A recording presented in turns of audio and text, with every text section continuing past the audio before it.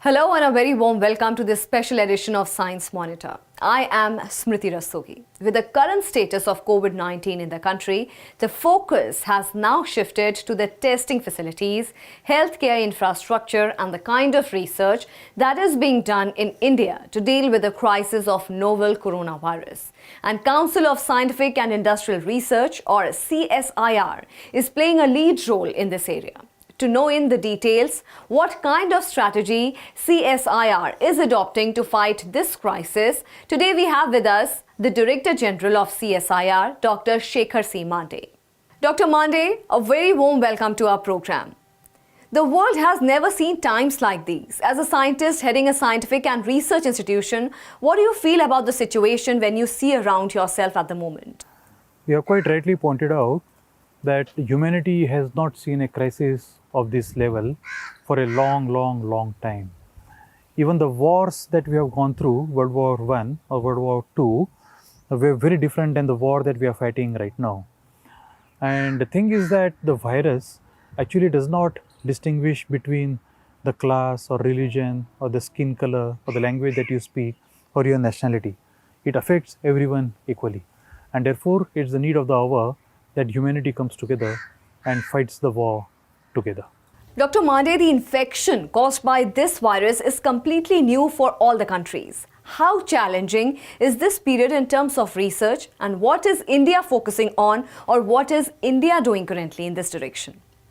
From the science and technology perspective, it's a challenging issue.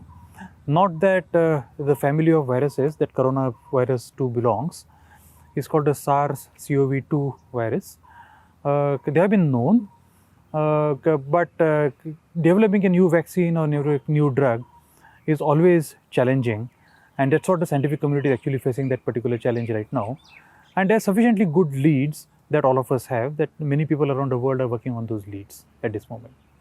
Dr. Mande, how many countries are taking the lead as far as the development of the vaccine is concerned? And when do you actually expect the vaccine in the market? What approach is being used to devise a treatment or to develop a vaccine? So there are many countries who have begun the work on the potential vaccines. For example, US has begun trials about 2 days ago. They take patient sera, people who have recovered, and inject it into the people who are severely affected by the disease and try to see whether that would work as an antidote. That's a good strategy that they have begun. But there are some people who are actually trying to identify the surface antigen of the virus and trying to see whether the surface antigen can also be used, a purified surface antigen can be used as a vaccine. So there are multiple approaches that people have tried using them. What kind of strategy CSIR is adopting to deal with the crisis and for developing solutions for the current problems caused by the COVID-19? We have a 5-pronged strategy that we have adopted.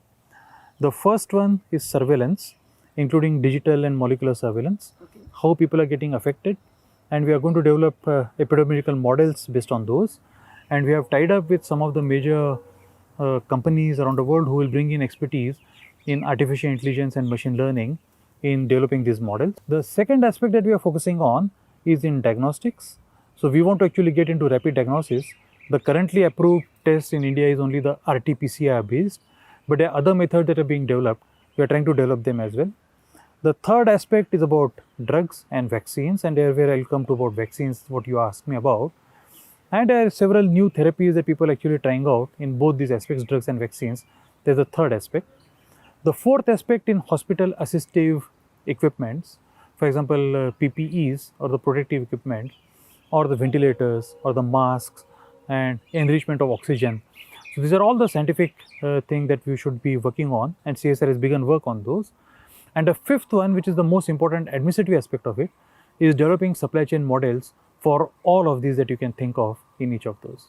Dr. Mande, talking about these prongs, have you tried to connect each of these prongs with a particular corporate, or you are reaching them together for all 5 of them? No, actually what we have done is we approach corporates and some of the corporates were very generous in approaching us. And almost every corporate that we approach or they approached us, we have actually designed a strategy on what the corporate strength is, what our strength is, and how we can leverage the two strengths together. As you would be aware, in scientific laboratories, we can actually bring any research to a particular concept. But beyond moving that beyond a concept is how do we deploy it in the field at a large scale is the strength of any corporate. So we are bringing strengths together from both the corporate as well as scientific research organizations, and together we hope that we'll be able to deal with the situation much better. Dr. Mandey, the increase in the COVID-19 cases have been phenomenal in the last few days. Are we testing enough in the country? Can we test more in the future? That's a good question. The testing is always going to fall short at this moment because the numbers that we are going to see are in a much larger scale than what we are seeing right now. And therefore, we are kind of having to deal with the number of testing centers. And the strategy that we have adopted in CSIR labs is not only that different academic labs become part of the testing centers, we are taking approval of ICMR in this particular regard, but also these testing centers start training more people so that they can test. To give an example, our lab in Hyderabad, the Center for Cellular and Molecular Biology or CCMB, are now training large number of people from nearby medical colleges and primary healthcare centers so that this can be scaled up at a very short time. How do you deal with the shortage of testing kits in many hospitals? Let's say in the small hospitals situated in small cities. So that's where some of the corporates have been very generous and have come forward and said that we will use our money in supplying these testing kits or equipments to many of the hospitals where they lack the facilities. So the corporates have been very generous and have told us that you identify which hospitals and all, and we can actually generate those facilities even in small hospitals. You spoke about RT-PCR machine which is being used in the country. Dr. Mandey, how many more such machines we have in the country and how do you make more of them available? Right. So the number of RT-PCR machines in India in different scientific laboratories is my personal guess would be of the order of about 500 to 1000. And of course, many hospitals wouldn't have them because they may not have foreseen the need for an RT-PCR in the hospitals, especially the small hospitals. But what we have done, or some of the hospitals, these machines may be there, but they don't know how to use them, or they may be dysfunctional or something. A good example of this in Calcutta, the other day, our lab, Indian Institute of Chemical Biology in Calcutta, they went and donated one of the machines to the command hospital there and taught them how to use it. Because we have multiple machines in our labs, and therefore we can also spread this across different hospitals by donating our machines to the hospitals. So you talked about digital monitoring. What is the crux of technology as far as the digital monitoring is concerned? So basically what Government of India has come out with a very nice strategy is that they are the MIT, they have come up with a very nice portal in which all the monitoring would take place. So basically people who are infected, who are their close contacts, whom they have come in contact and all, they would be monitored based on that particular aspect. Sir, the ambit of testing and monitoring is decided by the government. Like initially, we were checking the travel history.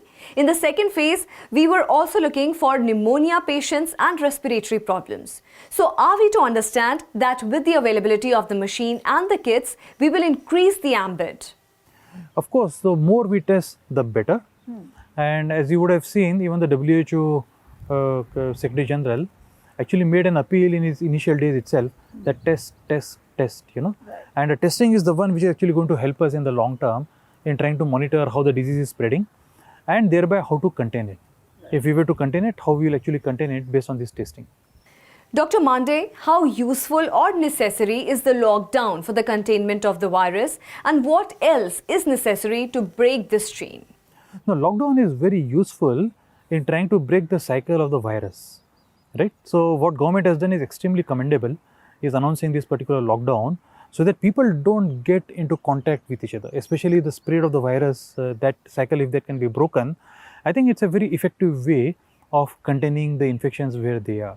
But beyond lockdown, we also must look at scaling up of our testing, and once a patient are tested positive, then providing them adequate medical care in those procedures. I mean, that is actually very important to think about. So lockdown also gives time to health officials and research institutes to get prepared for the future. Absolutely, it does. Dr. Mande, there are a lot of questions about the drugs, like whether HIV drugs are useful. What kind of drugs are being researched or tested for this?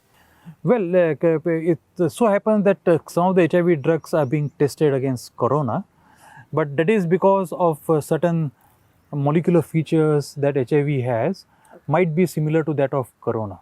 But not all HIV drugs can be straight away used for corona. That we have to realize. The drugs which are under test around the world are of 3 or 4 different major categories. For example, chloroquine and hydroxychloroquine is being tested in the clinics. There are other drugs which are in patent, remdesivir and favipiravir. They are also being tested. Also, lopinavir and ritonavir, they are also being tested. And we are hoping that this test clinical trials also would begin in India very soon. Apart from this, there are certain traditional ways of plant extracts and all in India, which are known to have activity against similar symptoms. And we'll also get into testing of those very soon. Well, it's time for a very quick break, but you don't go anywhere. After the break, we'll be asking Dr. Mande about India's plans concerning the paper-based test that is being talked about globally. So stay tuned to Rajya Sabha TV.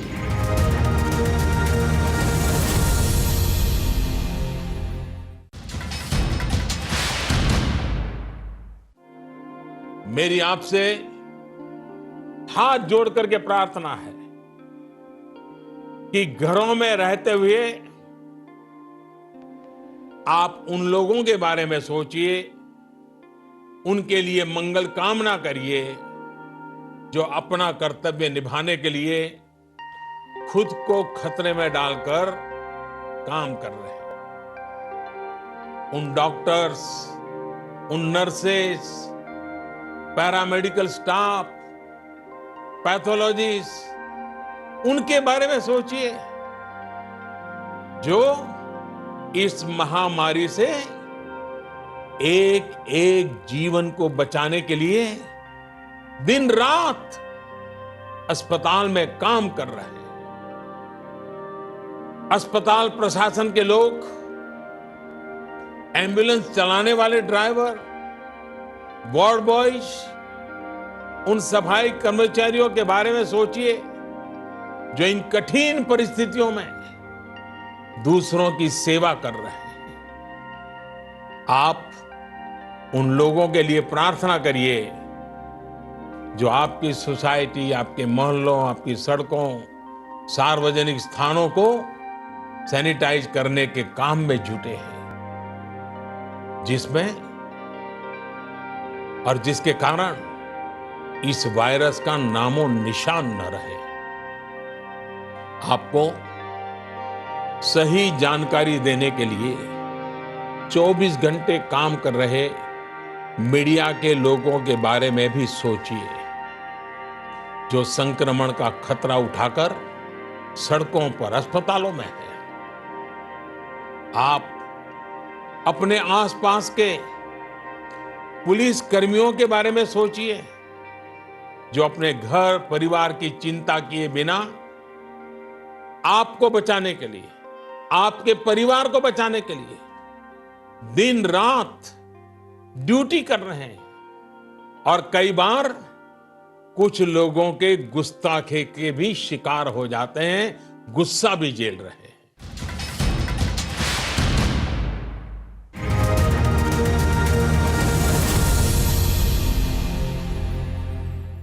Welcome back to Science Monitor. Today we are in conversation with Dr. Shekhar C. Mande, Director General of CSIR, and we are talking about the research that is being done in India pertaining to novel coronavirus.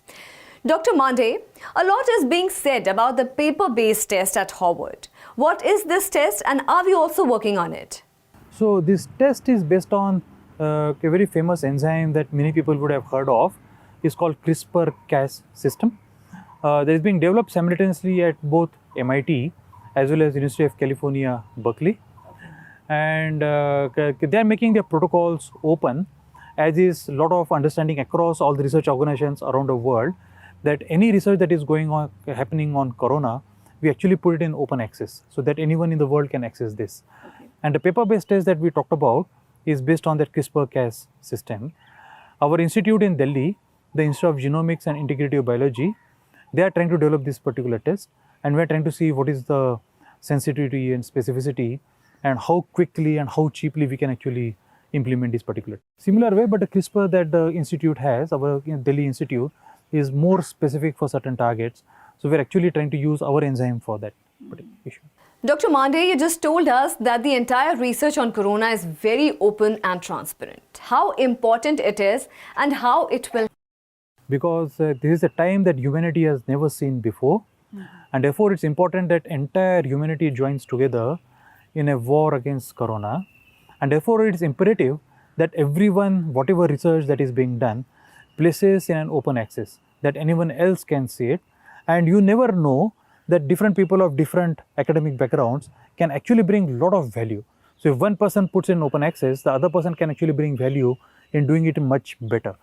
And we don't have much time, and therefore it's important that everybody places all the research that is happening in open access system so that anyone around the world can use it and make it better. Dr. Mandey, how long will the paper-based test will take to get through, and do we see it happening quick and fast? We are hoping that in the next few weeks, the test would be optimized, and as soon as the test is optimized and we get proper parameters, as I said, for sensitivity and specificity, then we will actually convey to ICMR that this test is as good as the RT-PCR, and they can independently verify whether what we are saying is right or wrong, and then ICMR's call whether it can be implemented in the field. What will be the parameters of the ideal test? Like for general public, it is always the cost. How we'll go about it? Will the testing be free or we'll have to pay? Now, ideally, any test should be such that should be rapid and it should be easily accessible. That is, the cost should be very cheap. And both these parameters actually we are trying to see whether we can achieve them in this paper-based test. At the same time, we should not compromise on the sensitivity or specificity. You know, it would be catastrophic if a person is positive and you tell the person that you are not positive for coronavirus. That will be a catastrophe. Or the other way, that you would actually have this panic set in where people who don't have corona, but you tell them that you have corona.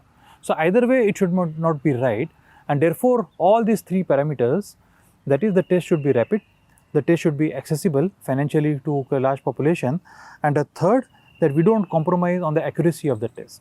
All these three parameters we'll consider in implementing. Dr. Mandey, can we have a system where cheaper or free tests will be available for poor people, and who will decide on that? I think that is government's call to take, and ICMR is pretty competent organization. They would be looking at many different kinds of tests in the basket that come in, and ICMR would eventually take a call in the largest public interest of which of these are better, which of these are not better, and probably would recommend to the government what the course of action should be. The most often heard complaint is the shortage of personal protective gear, gloves, masks, ventilators, etc. So how do you make these things available to the health workers as well as the general public with the situation rapidly and steadily increasing? That's a very important point, and I must applaud the response of our industry. All the major industrialists in the country, and I don't want to name here because that would seem I'm taking only preferential names, but all the major industrialists in the country have come forward and said that they would do whatever it takes in meeting the shortfall of any of this equipment or protective gear and whatever. And not only they have actually said that we will do it, they have started working on it. So we must applaud our industry that they have come forward in this moment of crisis.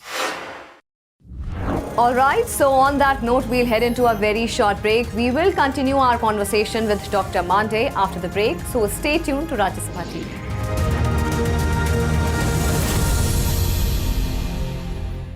Welcome back. Today we are talking to Director General of CSIR, Dr. Shekhar C. Mandey, on the research on coronavirus. Dr. Mandey, many visuals are showing how village people are experimenting with things like masks and sanitizers. Do you also plan to involve some self-help groups so that these people can have some alternative means for making a mask or making sanitizer? See, what we are seeing, also witnessing, is one fact that people migrating from cities to villages back is one of the unexpected things that actually happened in this time of crisis. And what CSIR would like to see is how do we support people when they go back to villages? Can we actually promote rural entrepreneurship out of these? And we would like to actually undertake work with the help of NGOs whether we can teach people how to make sanitizers in villages, whether we can teach people how to make masks in the villages, and so on and so forth. So whatever technology we have on our board, we are actually going to try to work with NGOs and try to see whether we can start teaching people in the villages to make on their own. Dr. Mandey, do you also plan to go about it? Has this process begun? We have just started talking to the NGOs, some of the large NGOs in the country, and they have come forward, and we are just discussing with them how do we quickly implement this particular thing with them. So the initial discussions have just begun. It will probably take another week or so to start implementing and teaching villagers on how to create their sanitizers, their masks, and so on and so forth. Dr. Mandey, how do things like ventilators, gloves, PPE reach the chemist shop and the doctors? What is the kind of supply chain model you have thought about, or have you collaborated with the corporates? So supply chain model is an extraordinarily important issue in the entire mitigation process. We start with raw material being available in particular locations. Those raw materials being used for manufacturing particular kind of equipments, say gloves or protective gear or whatever, or even ventilators or medicines or whichever. And then a supply from the manufacturing site to the either the medical shops or whatever, and then from there giving to the public. So the entire chain which starts from raw material to the public is a very important aspect, and that should be available in different corners of the country.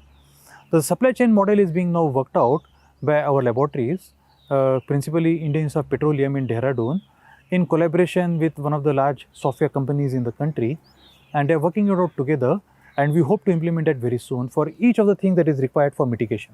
Say gloves, sanitizers, ventilators, medicines, vaccine, diagnostic tests. For each of these there has to be a supply chain model, and our lab in Dehradun, in collaboration with a software major, is trying to develop these models.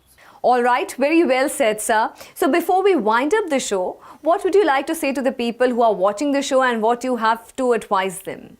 I would just appeal to the audience not to panic. Follow basic hygiene that the government recommends. Government has come up with very strong recommendations on how to protect yourself against this particular disease. Maintain social distance and wash your hands with soap for about 20 seconds. And please keep watching out for the guidelines that the government issues from time to time. Government is here to protect you, and you are here to protect yourself. So please do that, and I'm sure we'll win the war against this dreaded disease. All right, thank you so much, sir, for joining us and giving us an insight into all those developments related to the COVID-19. So viewers, we take your leave now. We'll meet you again next week on Science Monitor. You can send your feedback and suggestions through email. Our email ID is news@vigyanprasar.gov.in. You can also write in to us at Vigyan Prasar, 5th floor, Prithvi Bhavan, Lodhi Road, New Delhi, 110003. We will meet you again next week. Till then, stay safe and think scientifically. Thank you for watching.